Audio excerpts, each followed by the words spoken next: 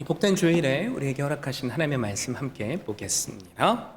요한복음 11장 39절에서 44절 말씀입니다. 예수께서 이르시되 돌을 옮겨 놓으라 하시니 그 죽은 자의 누이 마르다가 이르되 주여 죽은 지가 나흘이 되었음에 벌써 냄새가 나나이다.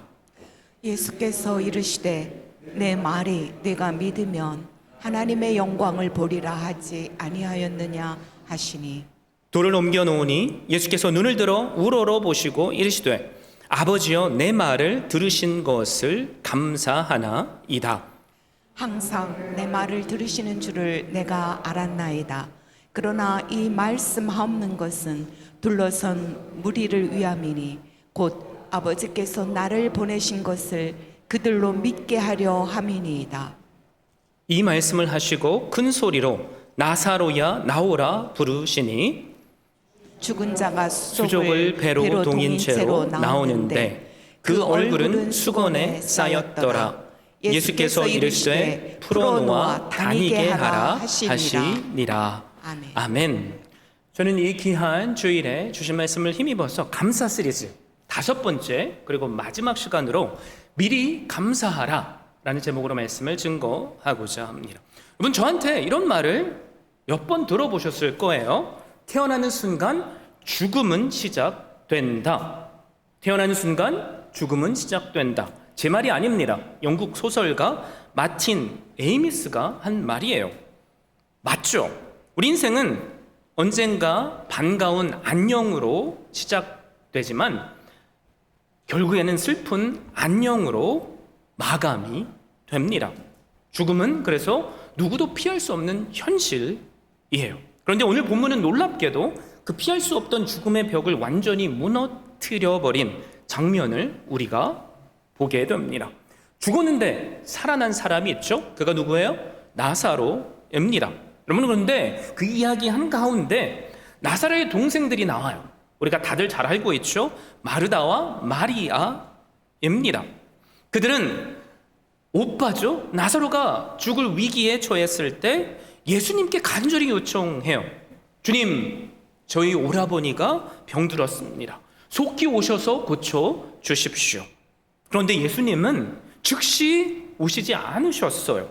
하루도 아니고 이틀도 아니고 3일도 아니고 나흘 뒤에 오셨습니다. 이미 시신이 썩어서 냄새가 날 정도로 시간이 지난 후라는 거죠. 여러분, 그래서 우리는 바로 이 장면에서 감사의 반대편을 보게 돼요. 마르다와 마리아는 주님이 너무나도 늦게 오셨기 때문에 감사할 수 없었습니다. 감사는커녕 그들의 입에는 뭐가 나오죠? 원망과 실망이 나와요. 자, 그렇다면 마르다와 마리아가 감사하지 못한 이유가 무엇입니까? 그 첫 번째 이유가 뭐냐면 그들은요, 결과가 좋아야만 감사할 수 있다고 생각했기 때문이에요. 21절 우리가 읽진 않았죠? 한번 보세요. 마르다가 예수께 여짜오되 주께서 여기 계셨더라면 내 오라버니가 죽지 아니하였겠나이다. 또 32절을 보세요. 마리아가 예수 계신 곳에 가서 배웠고 그 발 앞에 엎드려 이르되 주께서 여기 계셨더라면 내 오라버니가 죽지 아니하였겠나이다 하더라. 쉽게 말하면 이런 뜻이죠. 주님이 빨리 오셨더라면 우리는 감사할 수 있었을 거예요. 주님께서 해결해 주셨더라면 감사할 수 있었을 거예요. 즉 무슨 말이죠? 결과가 좋아야 감사할 수 있을 거라는 거예요. 여러분, 우리는 또 어떻습니까? 시험에 합격을 해야지만 감사할 수 있어요. 병이 나으면 그제서야 감사합니다. 문제가 해결이 돼야만 우리는 그때서야 감사해요. 결과가 나오기 전에는 우리도 사실 감사하기 어렵죠. 왜냐하면 우리는 감사를 좋은 결과에 대한 반응이라고 생각하기 때문입니다. 그래서 마르다처럼 결과 뒤에만 감사하려는 사람에게는 감사가 사실 잘 나오지 않아요. 마리아와 마르다가 감사하지 못한 두 번째 이유가 또 있습니다. 아는 신앙은 이들에겐 있었지만 그 아는 신앙이, 기억하세요, 믿음으로 연결되지 않았기 때문에 그래요. 22절을 보면 마르다가 이렇게 고백하죠. 그러나 나는 이제라도 주께서 무엇이든지 하나님께 구하시는 것을 하나님이 주실 줄을 아나이다. 야, 놀라운 고백처럼 보이죠? 그래서 예수님은 이렇게 대답하세요. 네 오라비가 다시 살아나리라. 그런데 마르다는 24절에서 이렇게 말합니다. 마지막 날 부활 때에는 다시 살아날 줄을 내가 아나이다. 얼핏 보면요, 믿음이 좋아 보여요. 그런데 여기서 중요한 포인트는 뭡니까? 안다는 것과 믿는다는 것은 사실 다르다는 거예요. 마르다는 사실 예수님에 대해서 꽤 잘 알고 있었습니다. 기적을 행하시는 예수님을 알았고요, 기도하면 응답하실 것도 알았어요.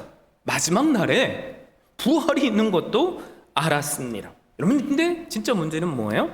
그 지식이 지금의 현실에서 믿음으로 작동하진 않았어요. 우리도 때때로 그렇지 않아요?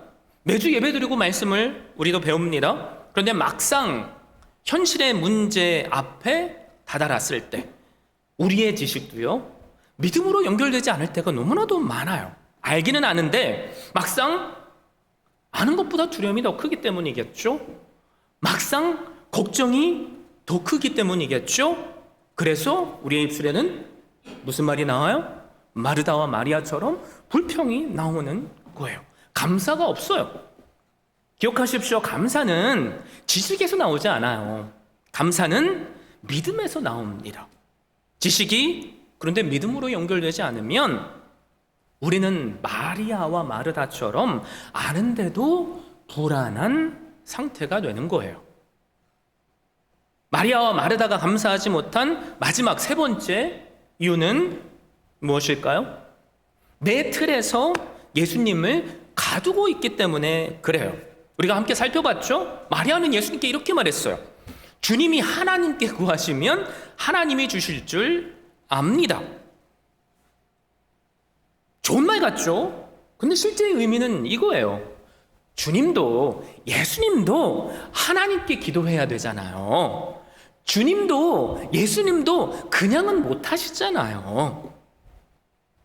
지금 마르다는요, 예수님을 전능하신 하나님으로 보지 않아요. 그래서 예수님께 특정한 조건이 갖춰져야만 하실 수 있다라고 말하고 있는 겁니다. 여러분, 우리 안에도 이런 생각들이 있어요. 그래서 때때로 많은 분들이 이런 말을 해요. 이 문제는 하나님도 못할걸? 이 사람은 하나님도 못 고쳐. 그런 얘기 여러분 들어보셨죠? 여러분, 이런 마음에는요, 절대로 감사가 나올 수 없어요. 왜냐하면 감사는 하실 수 있다라는 믿음에서 나오기 때문에 그래요. 내 틀, 내 계산, 내 경험 안에서 하나님을 가두고 있다면 감사는 사라집니다. 그리고 조건을 따지게 되고요, 불평만 나와요. 정리하자면 마르다와 마리아가 감사하지 못한 이유는 세 가지죠. 첫 번째, 결과 뒤에만 감사하려고 했기 때문이에요. 그래요. 두 번째, 아는 신앙은 있었지만 그게 믿음으로 연결되지 못했기 때문에 그렇습니다. 마지막 세 번째, 내 틀 안에 하나님을 제한했기 때문에 그래요. 그런데 오늘 우리가 살펴볼 말씀을 보면 마르다와 마리아와는 정반대의 한 귀한 분을 보게 되죠. 그분이 누구세요? 예수님이세요. 예수님은 마리아와 마르다는 하지 못했던 어떤 감사를 하십니까? 미리 감사를 하세요. 그래서 죽은 나사로의 무덤 앞에서 뭐라고 기도하셔요? 41절, 아버지여 내 말을 들으신 것을 감사하나이다. 들으실 것이 아니에요. 이미 들으신 것에 감사하고 있습니다.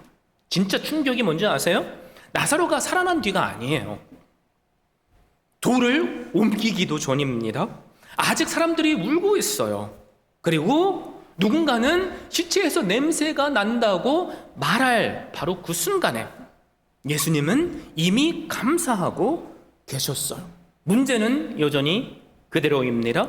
변화된 건 아무것도 없어요. 죽음은 여전히 슬픈 현실이에요. 그런데 주님은 이미 들으신 것에 감사하고 있습니다. 자, 그렇다면 예수님께서는 왜 미리 감사할 수 있었을까요? 여러 가지 이유를 우리가 들 수 있겠지만 사실 답은 하나예요. 그게 뭐냐면 감사는요, 결과가 아니라 관계에서 나오기 때문에 그래요. 예수님은 하나님 아버지의 뜻이 선하다는 것을 알고 계셨어요. 그리고 하나님의 뜻에 합당한 기도를 하면 아버지는 언제나 내 기도를 들으실 것을 알고 계셨습니다. 그리고 결코 하나님은 실패하시지 않는다는 것도 알고 계셨어요. 그래서 예수님은 상황을 보신 게 아닙니다. 뭘 보셨죠? 하나님을 보고 감사하신 거예요. 결과를 보며 감사한 것이 아니라 하나님의 성품을 보고 감사한 거죠. 그래서 예수님은 아버지 감사합니다 라고 고백할 수 있었던 거예요. 여러분, 그런데 우리는 때때로 사실 이렇게 기도하잖아요. 하나님, 이 문제만 응답해 주시면 제가 감사할게요. 그렇죠? 하나님, 제발 이 문제만 해결해 주시면, 이 병만 고쳐주시면 감사할게요. 그런데 예수님은 이렇게 기도하셨어요. 아버지, 이미 들으신 줄 알고 감사합니다. 미리 감사는 결과에 따르는 것이 아니라 관계에 따르는 감사이기 때문에 그래요. 사실 생각해 보세요. 결과가 좋아서 우리 입술에 나오는 감사는 당연한 거예요. 감사하지 않으면 이 사람은 이상한 사람이죠. 근데 결과가 오기 전에 감사하는 것은 누구만 할 수 있는 거예요? 믿는 사람만 할 수 있는 거예요. 부모와 자식 간의 관계도 마찬가지잖아요. 자녀가 아빠, 나 이거 사주세요 라고 하면서 아빠가 사줄 줄 아는 아이들은 미리부터 감사해요. 아직 사주지도 않았는데 대놓고 달라고 합니다. 왜요? 아빠를 믿으니까. 하나님 아버지와 우리와의 관계가 그렇다는 거예요. 그래서 감사 가운데 미리 하는 감사는 믿음의 가장 아름다운 표현이에요. 여러분, 우리의 인생도 무덤 앞에 선 것 같은 때가 얼마나 많아요. 이미 끝난 것 같은 관계, 또 희망이 보이지 않는 현실, 오래된 상처, 해결되지 않는 병, 기도해도 변화되지 않는 상황들. 그때 우리는 뭐라고 말하죠? 예수님처럼 미리 감사하면 좋겠지만 우리가 사실 또 다른 마르다가 돼요. 마리아가 되는 거죠. 주님, 도대체 왜 이렇게 늦게 오셨어요? 왜 아직도 응답하시지 않으세요? 이미 다 끝났잖아요. 여러분, 그런데 오늘 말씀은 우리를 어디로 초대하죠? 예수님의 미리 감사로 초대해요. 그래서 주님께서 우리에게 이렇게 말씀하시는 거예요. 아직 이루어지지 않았을지라도, 아직 보이지 않을지라도 하나님을 신뢰하고 미리 감사하라. 여러분, 그럴 때 하나님은 우리의 앞을 가로막고 있는 절망의 돌을 굴려냈을 거예요. 죽은 것 같은 우리의 현실을 회복시키실 겁니다. 그리고 그 가운데 하나님의 영광을 드러내실 거예요. 예수님께서 그러셨던 것처럼 말이죠. 예수님께서 하나님 앞에 미리 감사하신 후에 어떤 일이 벌어집니까? 예수님께서 무덤 앞에서 이렇게 외치셨어요. 나사로야 나오라. 단순한 외침이 아니죠. 절망을 향한 희망의 외침이었습니다. 죽음을 향한 권세의 명령이었습니다. 사망의 권세를 깨트리는 하나님의 음성이었던 거죠. 그리고 놀라운 일이 일어납니다. 죽은 지 나흘 되던 나사로, 썩어서 시체 냄새가 나던 나사로가 수의에 온몸을 감긴 채 무덤에서 걸어 나와요. 여러분, 상상해 보세요. 울음으로 가득했던 그 자리가 포기와 절망으로 가득했던 그 무덤이 순식간에 기쁨의 자리가 된 거예요. 그렇죠? 부활의 현장이 된 거예요. 자, 울음이 찬양이 되었을 거예요. 성경은 죽은 자가 수족을 배로 동인채로 나오는데 라고 말하며 그 장면을 보고 주변에 있는 모든 사람들이 하나님께 영광을 돌렸다고 말해요. 믿는 자들이 그 광경을 보고 하나 둘씩 생겨난 거죠. 그리고 예수님은 그 나사로를 향해 뭐라고 말씀하시냐면 풀어놓아 다니게 하라 라고 말씀하세요. 단지 살려주는 것이 아니에요. 다시 걷게 하셨고요, 다시 일상으로 돌아가게 하셨고요, 다시 새로운 삶을 살게 하셨어요. 여러분, 이게 부활의 능력입니다. 절망에 묶여있던 모든 수위를 풀어내는 능력, 묶어두었던 죄의 사슬로부터, 상처로부터 우리를 회복하시는 능력, 이게 부활의 능력이에요. 그래서 그 장면을 보고 주변에 있는 모든 사람들은 하나님께 영광을 돌렸고요, 주님은 그들의 믿음을 새롭게 하셨어요.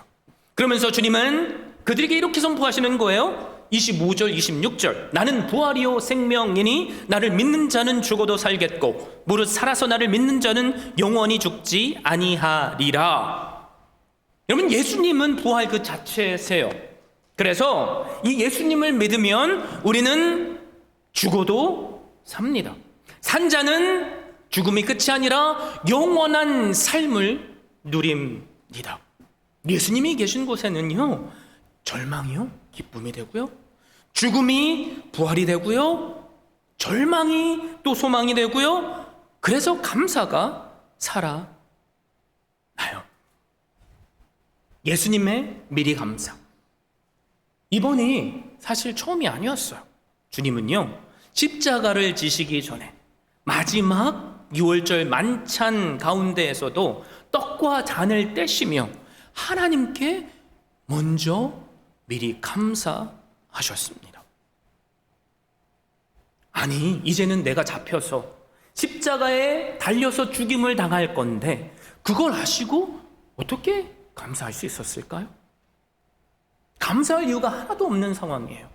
그런데 예수님은 십자가의 고난을 향해 걸어가는 그 자리에서 감사하셨어요. 그 이유가 뭔지 아세요? 이미 예수님은 아셨던 거죠. 십자가는 패배가 아니라 승리라는 것을요, 죽음은 끝이 아니라 또 다른 시작이라는 것을요, 또 고난 뒤에는 부활이 있다는 것을요, 당신이 피 흘리지 않으시면 세상을 향한 구원은 이루어지지 않는다는 것을요. 그래서 예수님은 고난 앞에서도 미리 감사하셨어요. 여러분, 이 예수님께서 지셨던 십자가, 우리는 세상을 위해서 지신 줄 아는데 사실 이 십자가는 누구를 위해 지신 거예요? 저와 여러분 한 분 한 분을 위해서 지신 거예요. 그래서 십자가에는 예수님과 또 다른 나 한 사람이 함께 있는 겁니다. 그래서 예수님께서 십자가를 지시면서 그 위에서 우리에게 하시고자 하셨던 말씀이 뭐냐면 바로 이거예요. 내가 너를 사랑한다. 나는 절대로 네 영혼을 포기할 수 없다.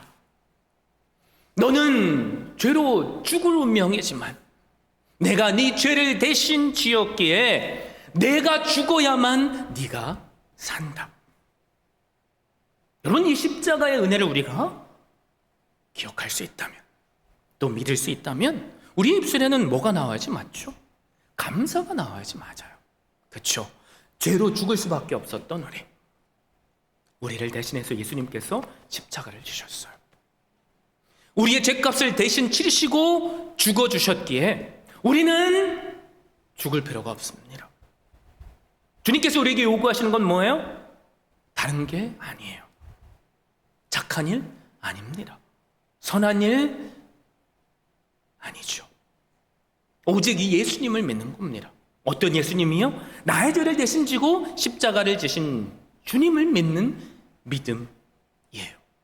십자가는 그래서 나를 향한 사랑이에요.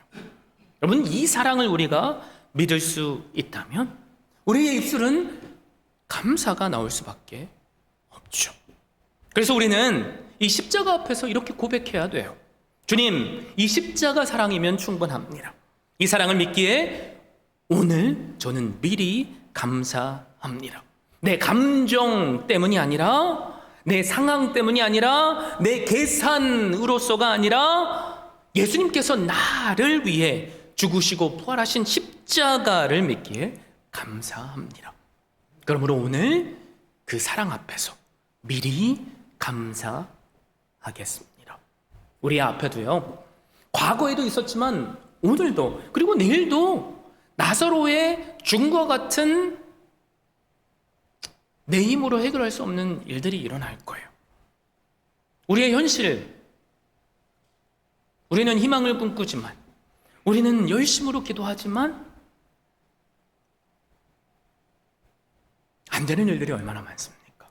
개인적인 일도 그렇고요, 비즈니스도 그렇고요, 그리고 교회 현실도 그렇죠. 하루, 이틀, 3일, 나흘을 기다렸는데도 그래서 이제는 그래, 끝인가 보다라고 생각하는데도 여러분, 주님은 오세요. 내 시간표가 아니라 주님의 시간표대로 말이죠. 그래서 오늘 주님은 우리의 현실 가운데 우리에게 이렇게 말씀하시는 거예요. 요한복음 11장 40절 제가 읽어드릴게요. 내 말이 내가 믿으면 하나님의 영광을 보리라 하지 아니하였느냐. 여러분, 우리가 믿으면 우리도 동일하게 하나님의 영광을 본다는 거예요. 그래서 오늘 우리는 하나님 앞에 이렇게 결단해야 돼요. 주님, 문제는 그대로 있어도 미리 감사합니다. 응답이 아직 없어도 감사합니다. 문이 아직 열리지 않았을지라도 미리 감사합니다. 결과가 아니라 주님을 보며 감사하겠습니다. 내 시간표가 아니라 주님의 때를 기다리며 감사하겠습니다. 여러분, 이게 우리가 주님께 드려야 할 감사예요. 우간다의 독재자 아민이 수많은 사람을 죽이던 그 시대에 한 목사님이 성도들과 함께 부활절 예배를 드리고 있었어요. 키파 샘판디라는 목사님이신데요. 그런데 암살단이 교회를 급습합니다. 그리고 총을 목사님께 겨누면서 위협하고 있어요. 야, 얼마나 두렵겠습니까? 그런데 이 목사님은 그 암살단에게 이렇게 말해요. 제가 마지막으로 기도할 수 있게 시간을 주십시오. 그러면서 모든 사람이 들리도록 이렇게 기도합니다. 저의 기도를 들으시는 하나님 감사합니다. 아버지, 기도하옵기는 저들의 죄를 용서하여 주시옵소서. 저들은 자신들이 무엇을 하는지 알지 못합니다. 그리고 기도를 마쳤대요. 그런데 총을 들고 있던 모든 사람들이 총을 내려놓고 고개를 숙이며 이렇게 말했대요. 목사님, 기도해 주셔서 감사합니다. 그리고 그 자리를 떠났답니다. 그래서 성도들이 이렇게 묻는 거예요. 목사님, 무섭지 않으셨어요? 그때 그는 이렇게 말해요. 예수님께서 부활하셨는데 왜 두렵습니까? 부활을 믿는다면 죽음도 문제되지 않습니다. 죽음 앞에서도 미리 감사할 수 있었던 이유, 뭐예요? 결과가 아니라 예수님을 신뢰했기 때문에 그래요. 자, 이제 이 시간 우리가 함께 결단했으면 좋겠어요. 마리아와 마르다처럼이 아니라 예수님처럼 어떻게 하면 미리 믿음으로 감사할 수 있을까요? 제가 3가지 실천할 수 있는 적용거리들을 알려드릴 테니까 마음속으로 기억하시고 날마다 실천하실 수 있기를 바라요. 첫 번째, 아직 응답되지 않은 문제 앞에서 미리 감사하세요. 기도할 때 이렇게 선포하는 거죠. 예수님처럼 하나님 응답해 주심에 감사합니다. 이미 들으신 것을 알고 감사합니다. 여러분, 이 고백이 기적을 여는 열쇠가 될 겁니다. 두 번째, 내 경험과 지식의 틀을 깨고 말씀 그대로 믿고 감사하세요. 그러면 상황을 보면 우리는 흔들려요. 사람의 말을 들으면 흔들리고요. 기분 때문에 우리는 흔들려요. 그런데 주님은 흔들리지 않습니다. 말씀도 마찬가지예요. 그래서 주님께서 말씀하시면 내 수준에서 그것을 해석하지 마시고요. 아멘 하고 믿으시고 순종하세요. 그러면 그 순종이 기적을 여는 열쇠가 될 겁니다. 그리고 마지막 세 번째, 살아난 나사로처럼 감사의 증거가 되세요. 여러분, 우리의 삶이 복음의 편지가 되는 데에는 입술의 말보다 내 삶 자체가 중요해요. 부활했다라는 그 사실을, 내가 새 사람이 되었다는 사실을 누군가에게 삶으로 보여줄 수 있다면, 여러분 그것을 보고 주변의 사람들이 하나님을 믿고 영광을 돌릴 거예요. 귀한 삶을 사십시오. 믿음은 미리 감사하는 거예요. 예수님처럼 말이죠. 그리고 그 감사는 기적을 만들어 냈습니다. 예수님은 오늘 우리에게도 말씀하시는 거예요. 네가 믿으면 보리라. 이 말씀이 우리의 삶에 이루어지기를 바랍니다. 믿음은 결과를 보고 움직이지 않아요. 믿음은 하나님의 성품을 보고 움직입니다. 그리고 미리 감사합니다. 오늘 함께 이렇게 고백했으면 좋겠어요. 주님, 이 상황에서도 미리 감사합니다. 주님께서 하실 것을 믿습니다. 부활의 주님을 제가 신뢰합니다. 제 삶을 통해 하나님의 영광을 드러내실지 알고 제가 날마다 순종하겠습니다. 미리 감사합니다. 이 감사가 우리의 삶에서 날마다 고백되어서 우리의 하나님의 완전하신 때에 이루게 하시고 또 보게 하시는 은혜를 누리시는 한 분 한 분 되시길 예수 그리스도의 이름으로 축원드립니다.